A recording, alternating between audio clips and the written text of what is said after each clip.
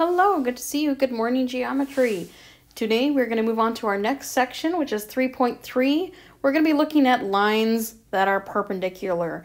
We've previously talked about what it means to be parallel. Now let's talk about this new fancy word, perpendicular.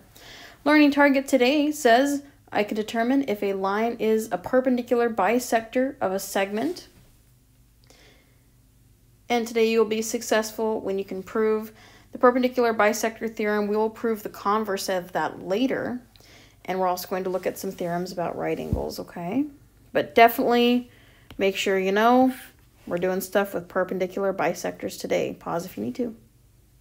Okay, let's move on. First thing, I just want to define some vocabulary in case we need it. Perpendicular lines are lines that intersect each other at a 90-degree angle. So if you need to get that down, feel free to do so. Here's a little sketch of perpendicular lines.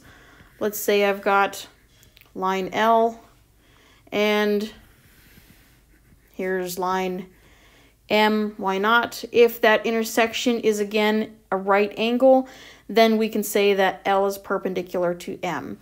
Remember how before we had the parallel line notation? Well, to do perpendicular, we're just going to draw two little perpendicular lines. So this is the shorthand notation right down here that L is perpendicular to M, all right?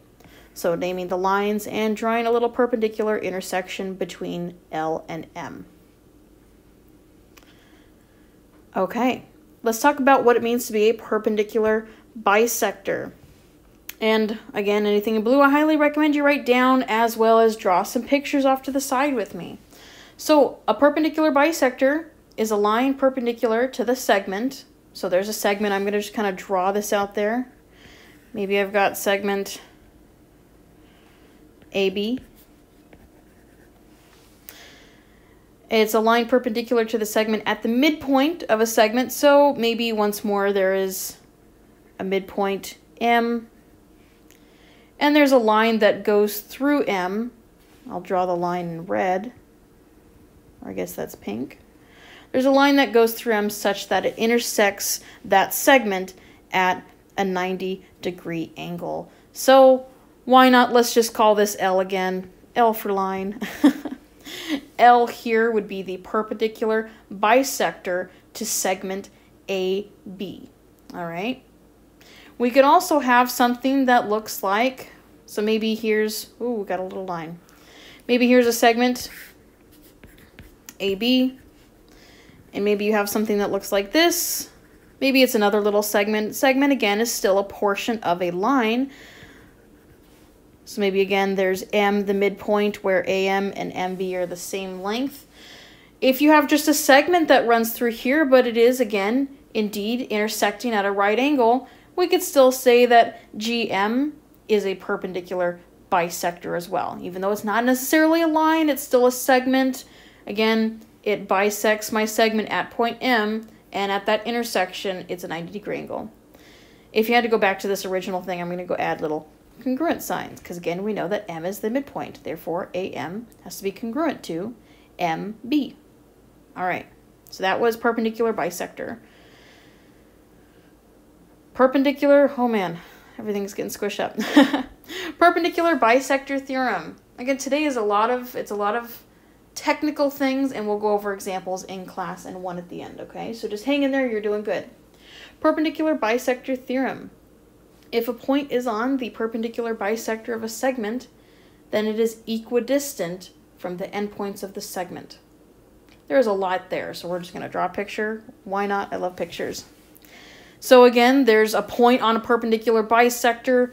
From the definition that you just wrote down, we know that a perpendicular bisector involves a segment.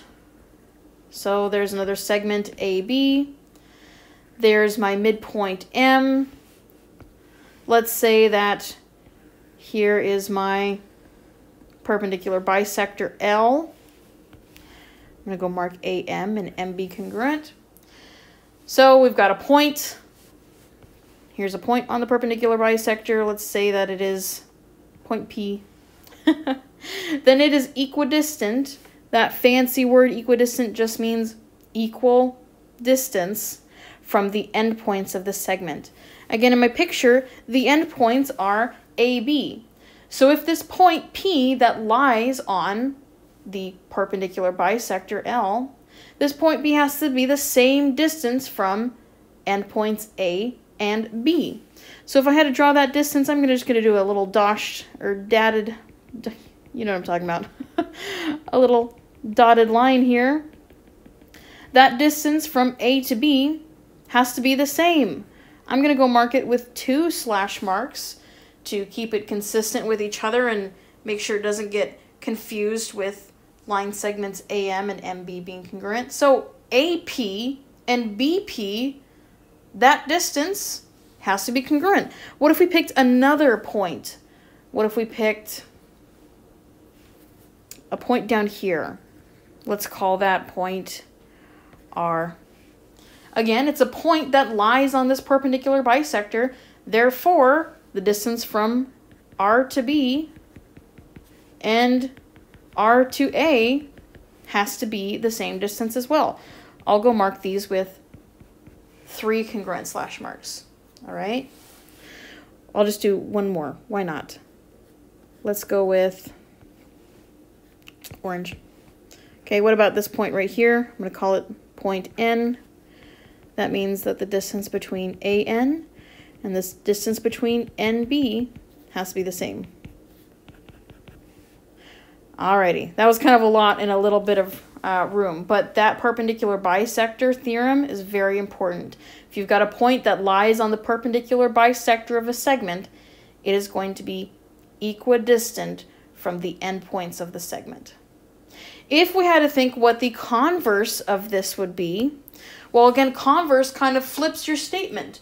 We talked about this in section 2.1. We also talked about it last week when we were flipping these statements of what it means to be parallel lines or what it means to have these angle relationships formed. So if I had to flip this, I could say that, well, if a point is equidistant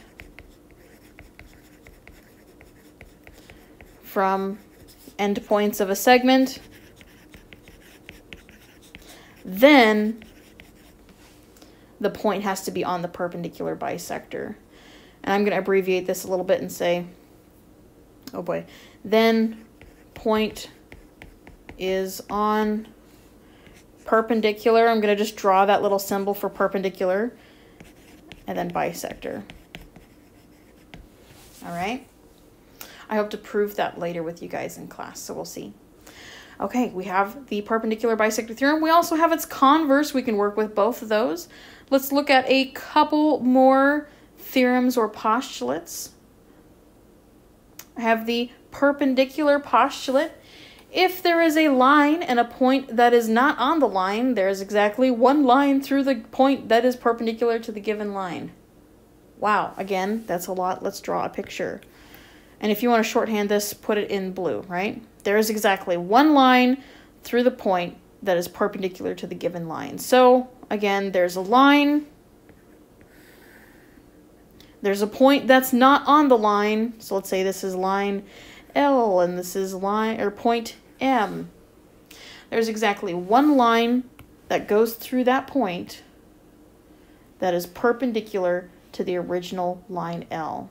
All right? So, this line that I just drew in red is unique. There's only going to be one line going through that point such that it intersects perpendicularly with my original line L. If we try to draw another one, maybe there's a second line, it still has to go through point M, but again, that's not a perpendicular angle, right? So, again, this is a unique line, perpendicular postulate. Only one line that goes through that point that's perpendicular to the original. Okay. I think this is one of my last ones here before a quick example.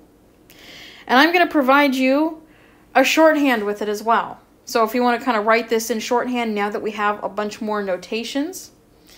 The perpendicular transversal theorem says that if a line is perpendicular to one of two parallel lines, so let's just start drawing this out. I've got two parallel lines, and I'll do these in black. It's not going to be a perfect drawing. All right, one of two parallel lines. I know that there's a line that goes through both of these such that it is perpendicular to one of them.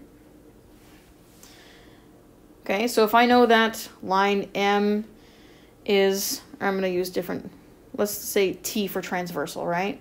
I know that line T is perpendicular to M, and I know that line M is parallel to line N, if I just had to add some names onto this, well then T has to be perpendicular to line N as well.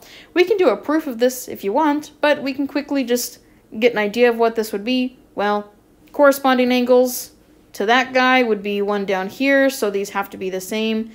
Therefore, if this first one is a 90-degree angle, again, we have corresponding angles having to be congruent. That one has to be 90 degrees, and boom, line T also is perpendicular to N. So that was kind of like a short informal proof.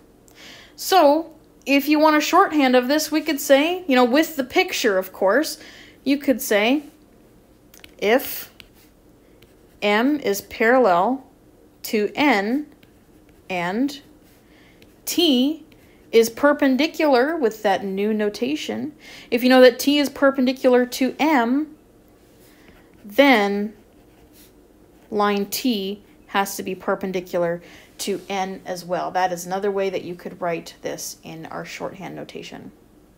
Okay, let's go over a quick question just so we know what we're talking about here. All right, so this is going to be one that's kind of similar to your homework. You know, I like to set up equations. We are asking to find the value of A, all right? So if you look at this expression, I have A in that expression there, the 4A plus 11. And we're going to see what we have in this little triangle in this diagram. I have point D.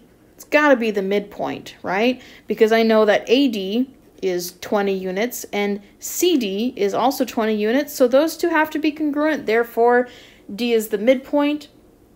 I also see that this segment BD, which is running right through the middle, is perpendicular to the entire segment AC. It's marked perpendicular because we have a right angle there.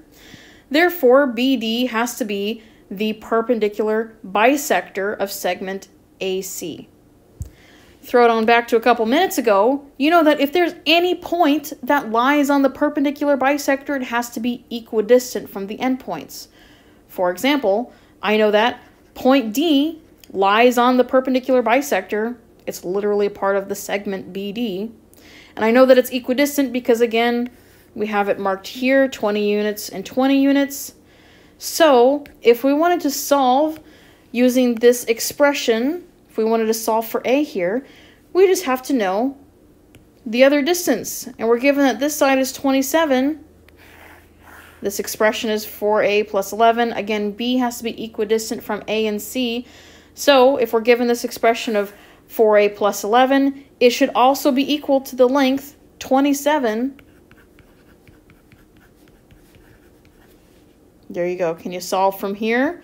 Minus 11 from both sides. 4A equals 16. Divide by 4. A equals 4. All right.